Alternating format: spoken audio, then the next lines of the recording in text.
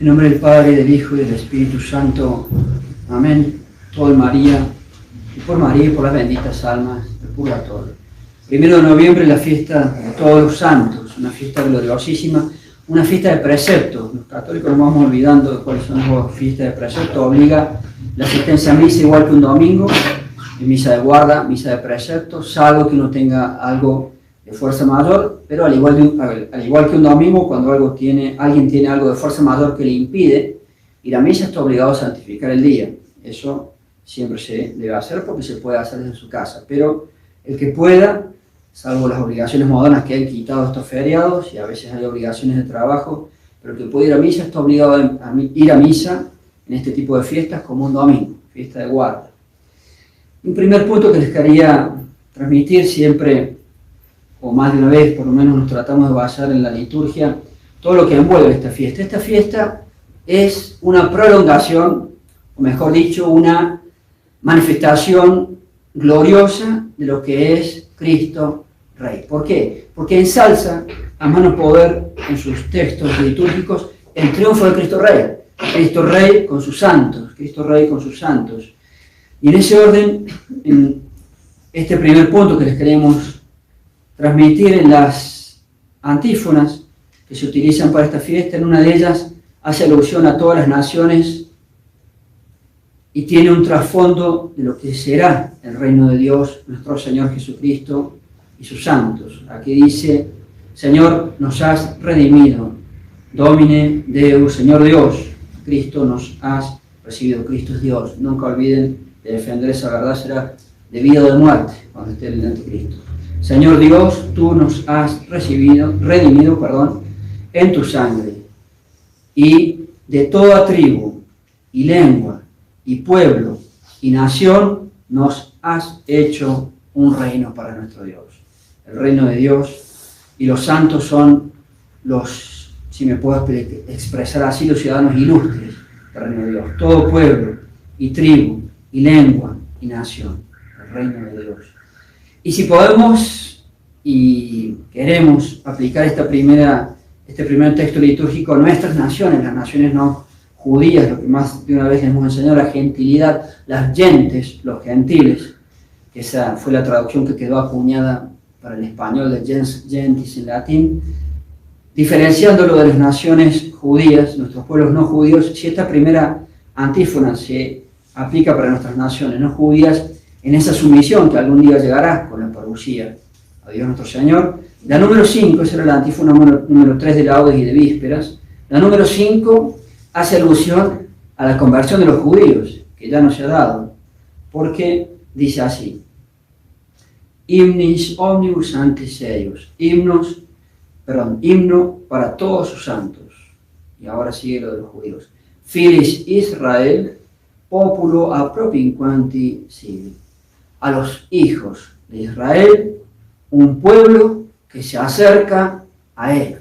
Pues bien, en 2000 años los judíos jamás han sido un pueblo que se acerca a él. Y en esta antífona para festejar todos los santos, la fiesta de todos los santos, se habla de los judíos, del pueblo de Israel, como un pueblo que se acerca a él, a la espera del cumplimiento de esta profecía, cuando sea un solo rebaño y un solo pastor. No solamente con los judíos que rechazan, reniegan y atacan a Dios, nuestro Señor Jesucristo, un pueblo contra Dios hasta el día de hoy, pero se van a convertir, y también los pueblos de las naciones no judías, porque los católicos sin duda que somos minoría, y más en esta crisis espantosa que padecemos a causa del Concilio Vaticano II, pero llegará un día del triunfo, y la fiesta de todos los santos es una manifestación práctica, futura, de lo que va a ser el triunfo de Cristo Rey.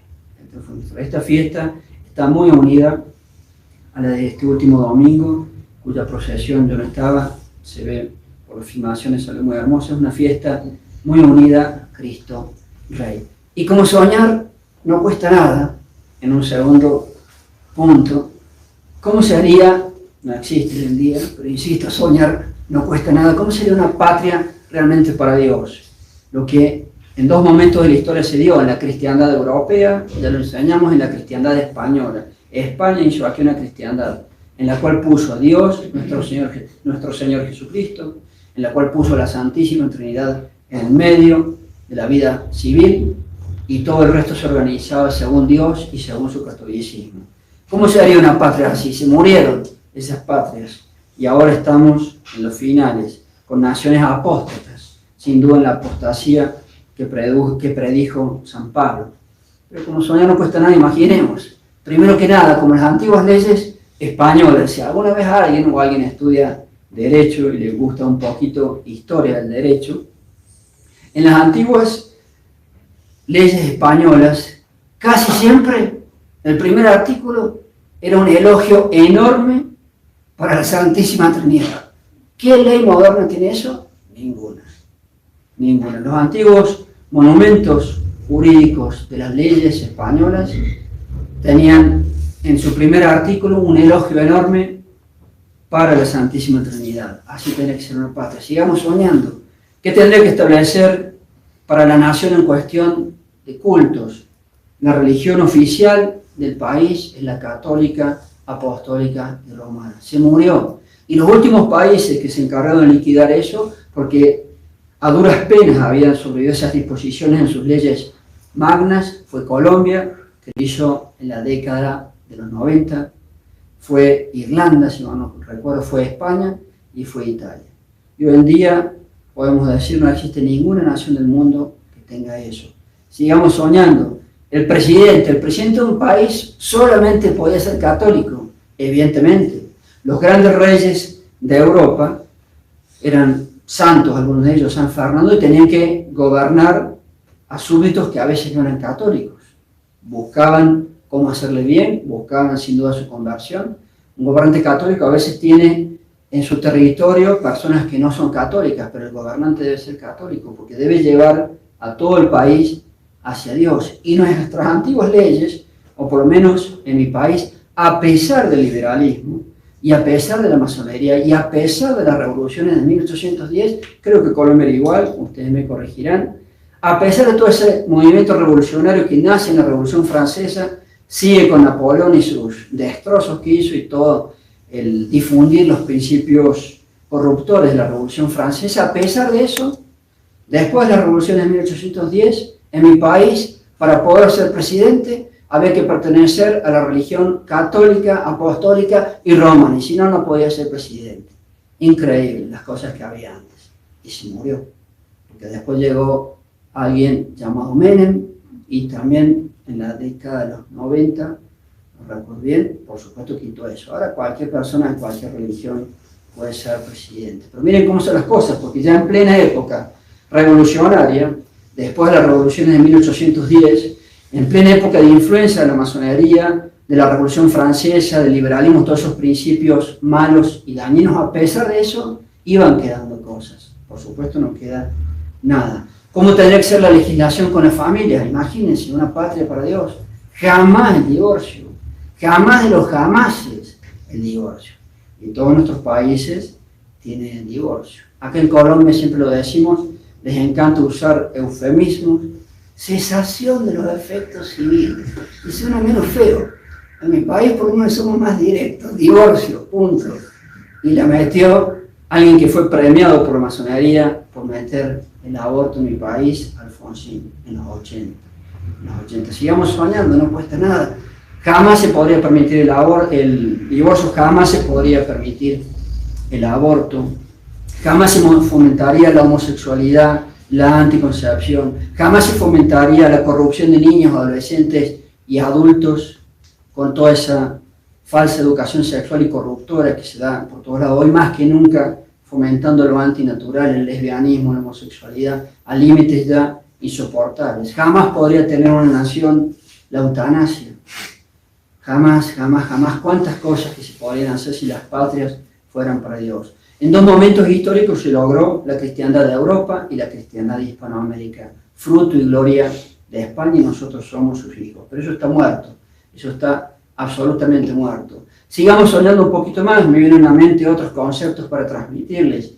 Jamás se podría admitir en nuestros países, y está en sus constituciones en general, el principio falso, absolutamente falso, condenado y herético de la soberanía popular. El poder viene del pueblo, sí, cómo no, el pueblo tiene mucho poder. El poder viene de Dios, básico, hasta en la Sagrada Escritura está, en San Pablo en los Romanos. El poder viene del Todopoderoso y allí por participación tienen los gobernantes. Lo usarán muy mal sin duda, pero todo poder viene de Dios, todo poder viene de Dios. Y decir lo contrario es una herejía, y letra por letra está plasmada esa herejía en todas nuestras constituciones modernas. Sigamos soñando. Nunca se podría aprobar en el Congreso cualquier cosa como se hace ahora, el parlamentarismo. Cualquier cosa, mientras sea votada por la mayoría que dispone los reglamentos, puede ser ley. Puede ser ley matar bebitos, fantástica ley. Puede ser ley fomentar la eutanasia, puede ser ley fomentar la homosexualidad, puede ser ley fomentar el divorcio, puede ser ley. Cualquier cosa jamás se podría permitir. La ley, para que sea tal, debe estar en relación con la verdad y con el bien. Y si no, es cualquier cosa menos una ley. Podrán darle el título de ley, podrán darle el título de derecho, pero es cualquier cosa menos ley. Miren el bien que se podría hacer en las patrias, fomentando la familia, fomentando el matrimonio, tratando de luchar contra el concubinato también. En mi país se usa más la palabra concubinato, acá unión libre, todas palabras como más suavecitas. Miren cómo se podría luchar contra el concubinato, fomentar el matrimonio. El único matrimonio válido para un católico es el matrimonio ante Dios en la Santa Iglesia Católica. Miren cómo se podría fomentar en los niños, en los colegios, la educación a la virtud para que sean grandes católicos, para que sean grandes hijos de Dios. Miren cómo se podría fomentar la familia numerosa. La familia numerosa, sin duda, si tuviésemos un gobernante católico, tendría que luchar a muerte contra la anticoncepción y planificación y fomentar al infinito la familia numerosa, como corresponde ante Dios, el fin más importante de todos los matrimonios. Miren cuánto bien se podrían hacer si las patrias fueran de Dios. Y la fiesta de hoy, con todo ese triunfo y ese júbilo enorme de los santos aclamando a Dios nuestro Señor Jesucristo, a su triunfo, es como una manifestación de el final, cuando Cristo sea reconocido como debe ser, cuando toda criatura le reconozca como Dios y se le someta, algunos para gloria y otros para castigo eterno en el infierno. Pero va a llegar ese día. Y cuando ocurra la parucía, ¿cuánto faltará para ello? San Pablo, lo decía este fin de semana en mi viaje, entre los datos que nos da a los católicos para saber cuánto falta para la manifestación gloriosa de Dios nuestro Señor Jesucristo, da en Tesalonicenses tan solo 2 señales. Si uno revisa las Escrituras se pueden estudiar más, pero en esa parte 2. La apostasía y la aparición del anticristo. Pues bien, la apostasía, ningún país del mundo ha permanecido con Dios. Ni los países, que es lo más grave de todo, sus instituciones, ni sus habitantes siguen unidos a Dios nuestro Señor Jesucristo y su catolicismo. Algunos todavía sí, pero muy minoritariamente los países en forma oficial no. La apostasía de las naciones ya se dio. La primera condición para que venga Cristo ya está cumplida. La apostasía de las naciones. Pero después dice, se tiene que hacer manifiesto el hombre de pecado, el hijo de la perdición, el anticristo. Todavía no se hace público, el anticristo estará vivo por allí, y yo creo que hay bastantes posibilidades, sabrá Dios, veremos, tendremos que esperar, pero hay posibilidades de que el anticristo ya esté por allí, veremos cuándo se va a hacer pública su manifestación, tal vez con lo que va a terminar ocurriendo con esta guerra de Rusia, Ucrania, la OTAN, Estados Unidos, Europa, etcétera, China, Irán, Turquía, etcétera. Veremos, pero tal vez seremos espectadores de todas estas cosas. Y cuando venga Cristo, Padre, y cuando venga Cristo en la parucía, está esa enorme discusión exegética.